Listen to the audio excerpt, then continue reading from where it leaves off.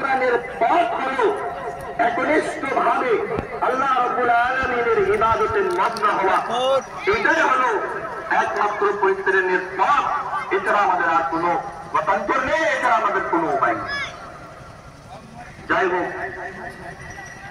পরিশেষে আমি আপনাদেরকে বলতে চাই যে যে যে অবস্থায় রয়েছেন সেই অবস্থা থেকে ইসলামের দিকে অন্তত একবার খুলুন, ইসলামের দিকে ফিরে আসুন। যে ভাইরা 5 ওয়াক্ত সালাত আদায় করে, সেই ভাইরা আগে ইসলামের আনুষঙ্গিক যে সমস্ত বিষয়গুলো রয়েছে সেগুলো নিয়ে চিন্তা ভাবনা করুন এবং সেই সমস্ত জিনিস করার, সেই সমস্ত ইবাদত করার চেষ্টা করুন। আর যারা সালাত আদায় করছেন না, ইসলামের বিভিন্ন বিধানের উদ্দেশ্য সিয়াম চলে গেছে, সিয়ামের মালিক যাবে না, সিয়াম চলে গেছে, সিয়ামের মালিক চিরঞ্জীবী। সুতরাং আপনার